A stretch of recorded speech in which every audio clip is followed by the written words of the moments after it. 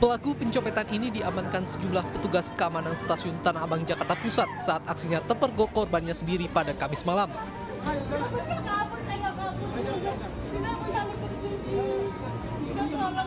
Sambil menjerit, wanita ini terus meronta dan membantah telah mencopet, sehingga petugas harus mengambil tindakan tegas dengan menggiring paksa pelaku.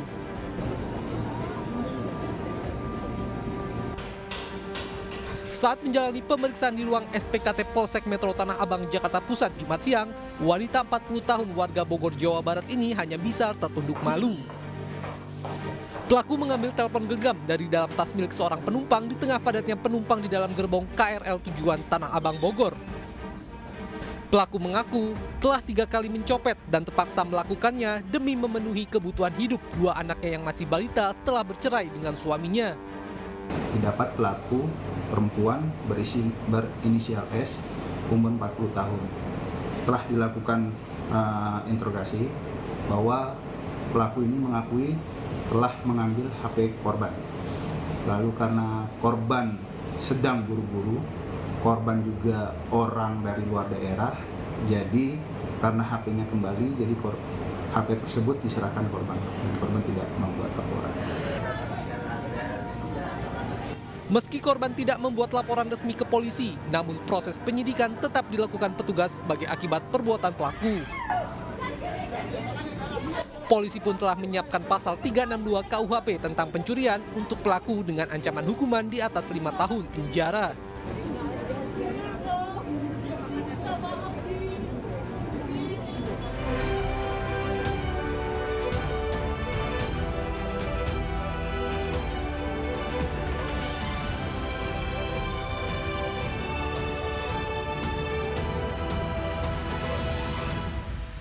Bantuan cepat sedikit. 5 rumah di Aceh Singkil, Aceh terbakar. 1 penghuni mengalami luka bakar. Pemadam kebakaran tolong masuk.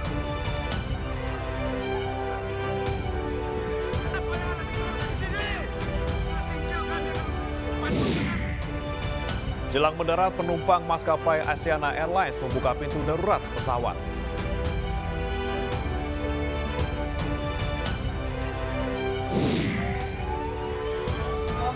Etnis Serbia di Kosovo Utara bentrok dengan polisi.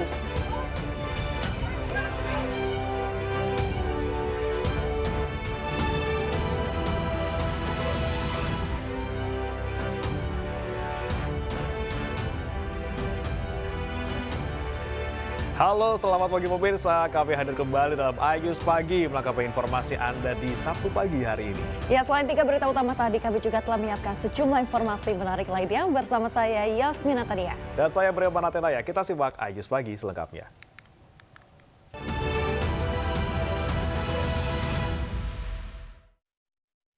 Kita mulai Ayus Pagi dengan informasi 5 rumah berbahan kayu di Aceh Singkil, Aceh terbakar. 1 orang penghuni rumah mengalami luka bakar. Mohon bantuan cepat sedikit. Habis nih rumah nih, alat tidak ada di sini.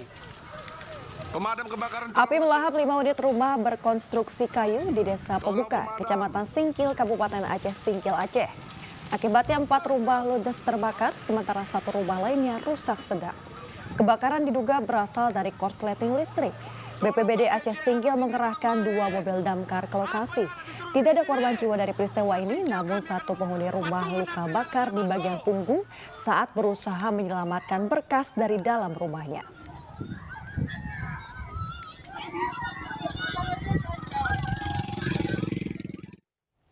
Masih dari Aceh pemirsa, 10 rumah di Desa Tungel, Kabupaten Gayo Lues juga ludes terbakar. 8 unit mobil damkar dikerahkan ke lokasi kebakaran.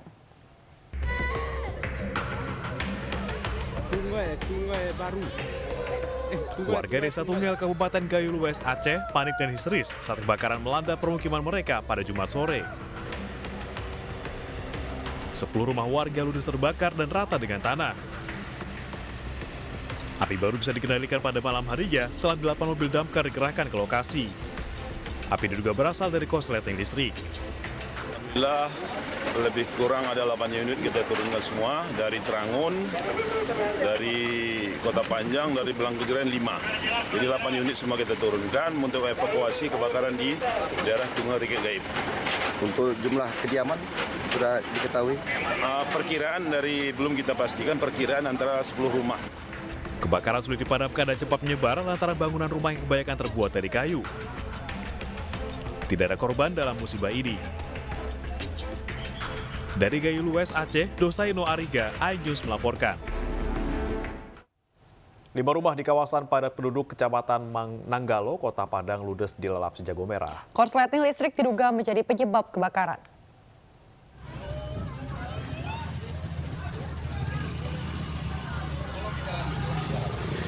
Kobaran api disertai kepulan asap hitam membumbung tinggi dari bangunan rumah di kawasan padat penduduk di Jalan Payakumbuh 4, Siteba, Kecamatan Nanggalo, Kota Padang. Kondisi rumah yang berdekatan membuat api dengan cepat menjalar dan sulit untuk dipadamkan. Warga pun panik dan berusaha menyelamatkan harta benda mereka dari kobaran api yang semakin membesar. Sebanyak 7 unit mobil pemadam kebakaran dikerahkan ke lokasi. Api baru berhasil dipadamkan 30 menit kemudian. Sebanyak 5 rumah warga ludes dilalap si jago merah. Diduga api berasal dari arus pendek listrik di salah satu bangunan rumah yang telah ditinggal pemiliknya bekerja. Ada berapa unit Pak yang terbakar Pak? Untuk rumah ada sekitar 5 unit yang terbakar, rusak berat. Asal api dari mana Pak? Asal api belum diketahui, nanti pihak polisiannya menyelidiki. Beruntung tidak ada korban jiwa dalam peristiwa ini, namun kerugian yang ditaksir mencapai miliaran rupiah. Dari Padang, Sumatera Barat, Budi Sunandar, iNews melaporkan. Pemirsa, seorang pengendara motor tewas tertabrak truk ekspedisi di Jalan Trans Sulawesi, Desa Babada, Mamuju Tengah, Sulawesi Barat. Pihak keluarga korban yang tak terima mengamuk dan juga merusak truk.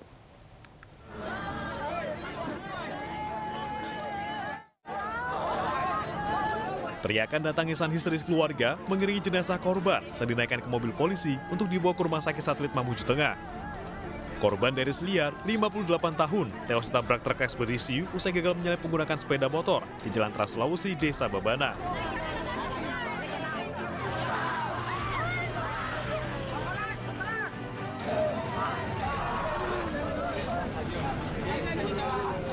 Warga yang emosi mengamuk hingga truk rusak di bagian kaca dan ban. Sementara sopir truk yang sempat bersembunyi di rumah warga lain diamankan dan dalam pemeriksaan polisi. Pengemudi sepeda motor mengalami luka di kepalanya, patah pada tulang lengan sampai tulang dada, kemudian patah pada paha kanan yang menyebabkan dia meninggal dunia di tempat kejadian. Untuk pengendara mobil, karena dia tahu situasi di situ, kondisi masyarakat di situ, jadi dia berupaya meninggalkan TKP untuk mengamankan diri. Akibat kejadian ini, lalu lintas di lokasi sempat macet hingga belasan kilometer. Dari Mamuju Tengah, Sulawesi Barat, Wahid, iNews melaporkan. Sebuah motor gede menabrak bak truk di Jalan Serandakan, Bantul, Yogyakarta. Akibatnya pengendara motor luka-luka dan dilarikan ke rumah sakit.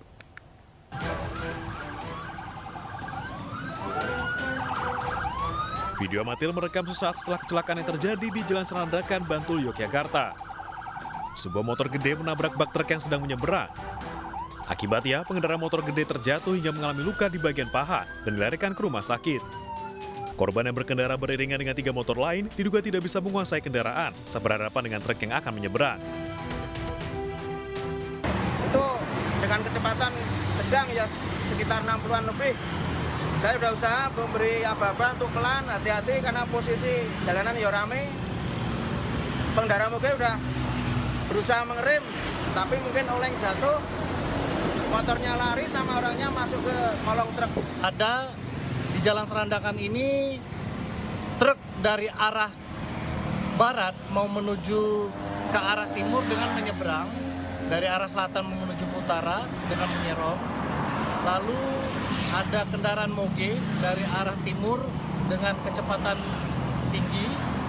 Pada saat itu karena tidak sempat untuk menghindar, lalu kendaraan moge melakukan pengereman karena tidak adanya waktu untuk melakukan pengereman untuk menghindar, maka terjadilah kecelakaan.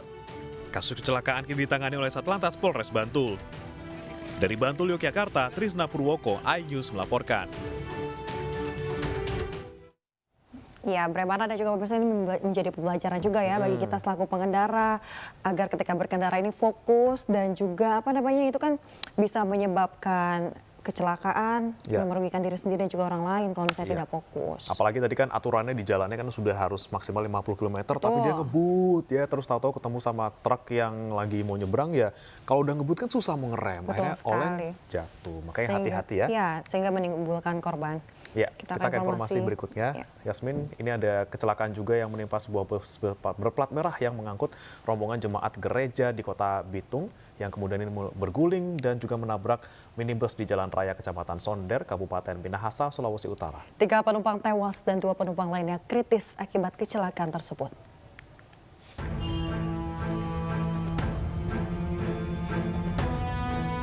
Bus plat merah dengan nomor polisi DB7027C terguling di jalan raya di antara desa Lailem 3 dengan desa Kolongan, Kecamatan Sonder, Kabupaten Minahasa. Bus ini mengangkut rombongan ibu-ibu jemaat WKI GMIM Kanaan Winenet dari Kota Bitung dengan tujuan menghadiri acara Hari Persatuan Wanita Kaum Ibu yang digelar di Kecamatan Tombatu, Kabupaten Minahasa Tenggara.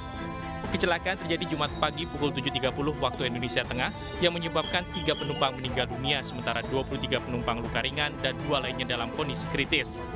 3 penumpang meninggal yaitu Welmina Masake, Cornelis Sambelorang, dan Ade Putra Lorame. Sebagian besar penumpang dibawa ke Rumah Sakit Siloam Sonder untuk mendapat perawatan.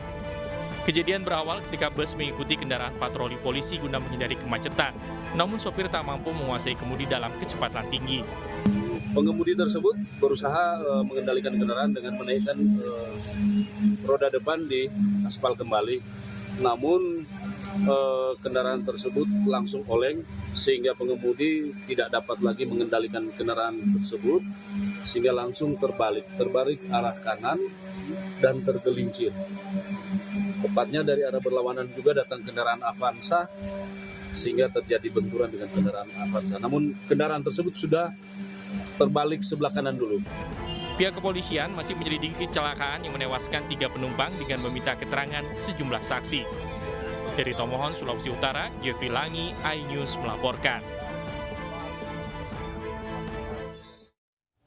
Ya, ini apalagi nih Yasmin ya, soal kecelakaan lagi dan ini kan menimpanya sebuah bus yang menumpangnya tuh banyak banget. Dan ini kan mereka kan banyak nyawa yang yang terancam kalau misalnya sopir busnya ini ternyata kurang konsentrasi atau... Ya, sangat disayangkan sekali. Bang, Indonesia tadi ada 3 orang yang dinyatakan meninggal dunia akibat kejadian ini. Ini menjadi warning juga bagi kita semua ya, agar selalu berhati-hati ketika berkendara dan juga memastikan dari kondisi fisik, kemudian kelayakan mesin kendaraan agar optimal sehingga perjalanan ini berjalan dengan lancar dan juga aman. Ya, masih soal kecelakaan ya Yasmin dan juga pemirsa. Lepas kendali saat melalui tikungan tajam, 1 unit mobil terjun bebas ke tengah sawah warga. Beruntung tidak ada korban jiwa dalam peristiwa tersebut.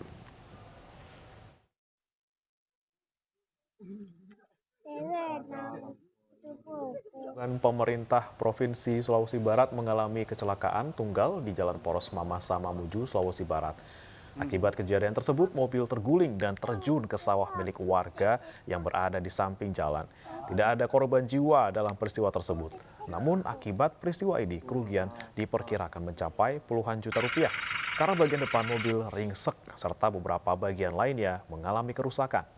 Kini mobil sudah dievakuasi oleh personil Polsek Tabulahan bersama warga sekitar dari tengah sawah.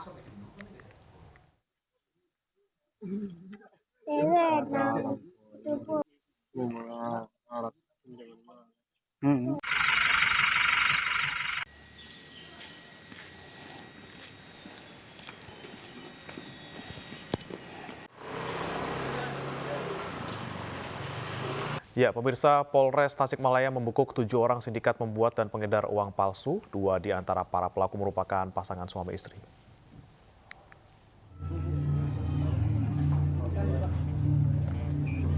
Tujuh tersangka sindikat pembuat dan pengedar uang palsu dibekuk 3 lokasi berbeda, yaitu di Kabupaten Tasikmalaya, Garut, dan Subang. Selain mengamankan mereka, Satreskrim Polres Tasikmalaya juga mengamankan barang bukti berupa uang palsu pecahan 100.000 sekitar 2.500 lembar dan pecahan 50.000 sekitar 600 lembar. Selain itu, polisi juga mengamankan sejumlah alat komunikasi, alat scanner, alat cetak untuk membuat uang palsu, serta sejumlah barang bukti lainnya.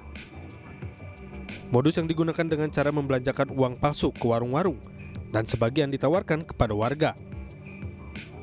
Dibelanjakan ada beberapa yang bertugas. Jadi ada yang bertugas untuk mengedarkan, ada juga yang bertugas untuk sebagai perantara. Dibelanjakan atau dijual begitu? Dijual untuk dibelanjakan. Kini masih ada 2 orang yang lain dalam pengejaran petugas dan sudah masuk dalam daftar pencarian orang. Atas perbuatannya, para tersangka dijerat pasal 36 ayat 3 Janko pasal 26 ayat 3 UU nomor 7 tahun 2011 tentang mata uang dengan ancaman kurungan penjara maksimal 15 tahun penjara.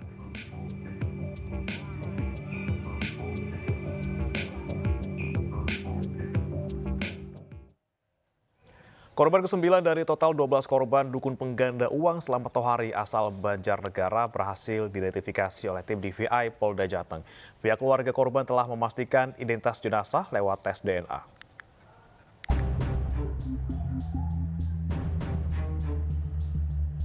Jenazah Kuat Santoso, korban dukun pengganda uang di Banjarnegara, tiba di Masjid Ar-Rahman Dusun Malangrejo, Wedo Martani, Kapanewon, Gemplak, Sleman pada Kamis sore. Setibanya di Dusun Malangrejo, jenazah langsung disalatkan di masjid setempat oleh keluarga dan kerabat korban dan dimakamkan di pemakaman umum setempat. Sebelum ditemukan, korban dilaporkan hilang kontak dengan keluarga sejak tahun 2018 setelah pergi berpamitan dengan keluarga untuk bekerja. Pihak keluarga korban telah memastikan identitas jenazah lewat tes DNA. Kalau perginya saya kurang tahu, cuma perkiraan itu kalau nggak 5 tahun, 4 tahun setengah lah dari pergi dari rumah. Itu alasan kemana nggak tahu juga? Nggak tahu, nggak ada yang dipamiti. Jadinya kita tidak mau tahu seperti itu jumlahnya berapa. Tapi membawa uang ya? Iya. Untuk apa mas? Rencananya tahu nggak? Nggak tahu uang. Tapi banyak ya bawa uangnya mas? Waktu itu dia itu mempunyai uang lah, entah dibawa atau tidak, kita tidak tahu. Kuat merupakan korban ke-9 yang berhasil diidentifikasi oleh kepolisian. Jenazah yang semula dimakamkan di TPU Balun Banjarnegara kembali digali untuk diambil pihak keluarga dan dimakamkan di Sleman. Kuat meninggalkan seorang istri dan 2 orang anak. Dari Sleman, Daerah Istimewa Yogyakarta, Gali Wisma, Ainis melaporkan.